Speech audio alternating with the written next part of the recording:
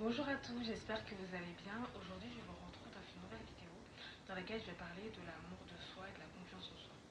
Alors, s'aimer, c'est une chose qui est primordiale. C'est-à-dire que pour avoir confiance en vous et pour pouvoir attirer les gens dans votre vie et attirer l'amour, par exemple, vous devez d'abord vous aimer, c'est la base.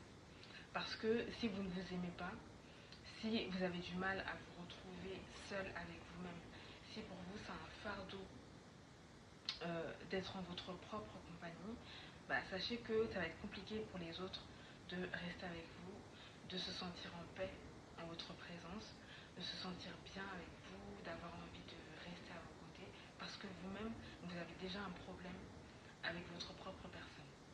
Donc, c'est important de faire un travail sur soi lorsqu'on a du mal à s'accepter. Parce que c'est important de s'accepter. Et l'acceptation de soi, ça passe par le fait d'aimer vos défauts, d'aimer vos qualités, même si par moments les défauts qu'on a ils sont difficiles à accepter, etc. Une fois que vous êtes en paix avec vous-même, ce sera plus facile pour vous d'accepter la manière dont vous êtes et de maîtriser vos émotions. S'accepter, parfois, ça demande énormément de temps, mais c'est quelque chose qui est tout à fait possible lorsqu'on a la volonté. Ce que vous pouvez commencer par faire déjà, c'est que lorsque vous commencez votre journée, voilà, vous pouvez vous fixer des objectifs que vous allez devoir atteindre tout au long de la journée. Et à la fin de la journée, faire une liste de toutes les choses pour lesquelles vous êtes reconnaissante. Toutes les choses que vous avez déjà dans votre vie qui sont importantes pour vous et pour lesquelles vous êtes vraiment reconnaissante. Alors, par exemple, si vous avez un beau sourire, dites-vous que voilà, je suis reconnaissante pour ce beau sourire que Dieu m'a donné. Si vous dormez quelque part, vous avez mangé à votre faim, faites une liste des choses pour lesquelles vous êtes reconnaissante. Parce que souvent, on veut beaucoup de choses qu'on n'a pas encore. On court après certaines choses, mais on oublie déjà qu'il y a des choses qu'on a déjà dans notre vie, même si c'est pas au maximum de ce qu'on voudrait. Il y a des choses qu'on a dans notre vie pour lesquelles on doit déjà être reconnaissant avant même de vouloir plus.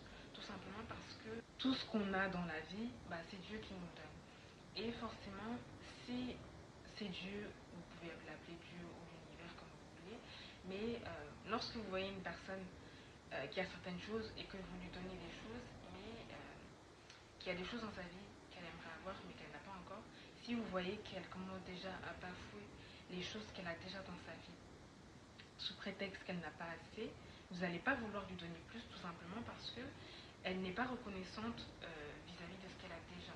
Donc logiquement, vous allez vous dire que si vous lui donnez plus, elle va aussi bafouer ce que vous allez lui donner en plus. Et elle ne va pas se rendre compte de la chance qu'elle a d'avoir ces choses en plus alors que d'autres personnes n'ont pas cette chance-là. Donc tout ça pour dire que il faut que vous fassiez une liste des choses pour lesquelles vous êtes reconnaissant, des choses que vous avez déjà dans votre vie, pour lesquelles vous êtes reconnaissant. Et déjà, le fait de faire ça, ça va faire que vous allez vous rendre compte déjà de la chance que vous avez dans votre vie, d'avoir certaines choses. Et voilà. Donc du coup, il faut commencer par ça. Ensuite, vous pouvez faire une liste des choses euh, que vous avez remarquées chez vous qui vous posent problème. Par exemple, le fait de procrastiner, le fait de ne pas être assez dynamique, le fait que quand vous faites des choses, vous avez du mal à terminer ce que vous commencez. Ça, ce sont des petites choses que vous pouvez noter et vous pouvez vous dire que voilà, cette semaine, je vais travailler sur ma tendance à procrastiner. La semaine suivante, je vais travailler sur le fait que quand je commence quelque chose, j'ai du mal à terminer. Et la semaine numéro 3, vous allez travailler sur le fait que quand vous vous fixez des objectifs, peu importe ce qui se passe, vous allez les réaliser. Peu importe ce qui se passe, vous allez les réaliser. Là, ça rentre un peu, ça rentre dans la procrastination du coup. Mais voilà, vous pouvez faire ça. Et ça va faire que toutes les petites choses qui sont chez vous, les petites habitudes que vous avez tendance à prendre, sur lesquelles vous devez travailler, vous allez travailler dessus. Et le fait de faire ça, ça vous aide à vous concentrer sur vous-même et à ne pas avoir cette tendance à vous préoccuper uniquement de ce qui se passe chez les autres. Parce que vous avez déjà énormément à faire chez vous, énormément à travailler sur vous-même. Donc forcément, vous allez moins vous préoccuper de ce qui se passe chez les autres. Donc déjà, c'est bien de commencer par ça. Et ça permet en fait de vraiment d'être focus sur soi-même, sur son évolution, sur les choses sur lesquelles on a à travailler, etc. Et bien évidemment, comme je l'ai dit, vous allez moins vous préoccuper de ce qui se passe chez les autres. Donc voilà, c'est important. C'est important en fait que vous compreniez que tout ce qui se passe autour de vous, c'est le reflet de ce qu'il y a à l'intérieur de vous. Et quand à l'intérieur de vous, ça ne va pas, forcément, vous allez voir que vous allez être dans un mauvais mood et vous allez influencer le comportement des gens autour de vous. Donc ce travail d'acceptation et d'amour de soi, ça passe par des petites choses, par le fait d'accepter toutes les facettes de sa personnalité, d'accepter qui on est, d'accepter son physique.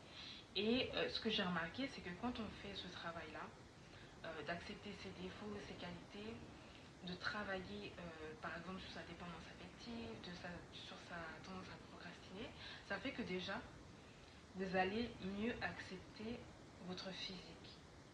Parce que étant donné que vous vous concentrez sur l'intérieur, sur votre intérieur, sur par exemple le fait de travailler votre colère, le fait de travailler votre douceur, le fait d'être plus douce, le fait d'être plus dynamique, le fait de moins procrastiner, tout ça c'est des choses, c'est des comportements que vous avez, c'est des choses que vous faites, et le fait de travailler sur ces aspects-là, vu que ce sont des aspects qui sont à l'intérieur de vous, le fait de travailler dessus, de guérir de vos blessures émotionnelles, etc., ça va faire que vous allez mieux, vous allez moins vous concentrer sur votre physique. Mais il faut vraiment le vivre pour se rendre compte. Parce que par exemple, moi quand j'étais plus jeune, j'avais tendance à beaucoup regarder mon physique et je me sentais pas très jolie quand je me regardais.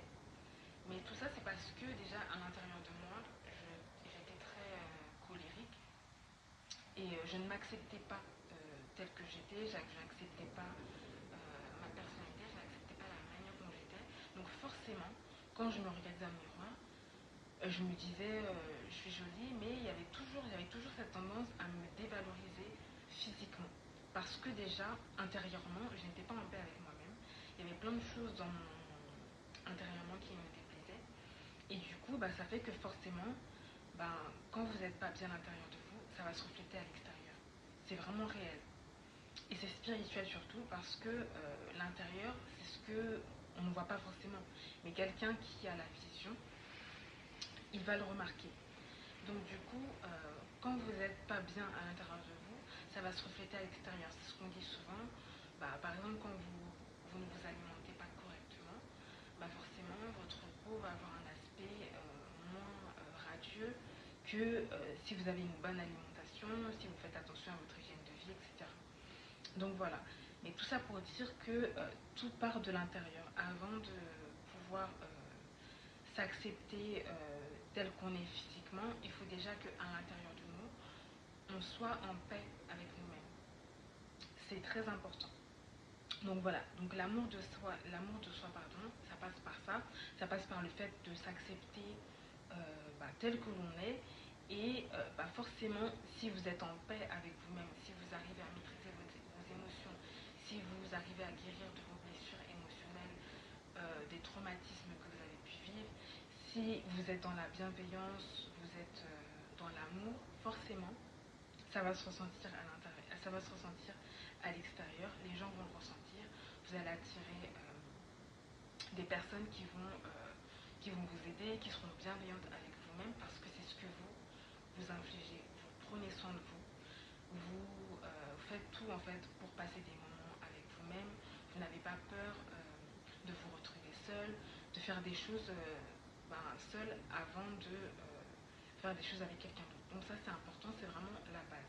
Donc voilà, je referai une autre vidéo, je vais faire d'autres vidéos où je vais parler de la confiance en soi, de l'amour de Mais je voulais faire cette première vidéo dans laquelle je mets en avant en fait l'amour de soi. C'est quelque chose qui est parfois difficile à avoir et on a souvent tendance à rechercher l'amour des autres alors que on n'est pas forcément en paix avec nous-mêmes et ça c'est vraiment quelque chose de très important, c'est la base. Donc aimez-vous et sachez que tout part de vous. Si vous êtes en paix avec vous-même, si vous prenez soin de vous, surtout c'est super important, le fait de passer du temps à vous bichonner, à vous traiter en fait comme si vous étiez vraiment la meilleure personne au monde, ça passe par ce genre de choses. Quand vous êtes comme ça, vous apprenez aux autres à vous traiter avec bienveillance, à être respectueux vis-à-vis de vous, à être gentil, etc. C'est vraiment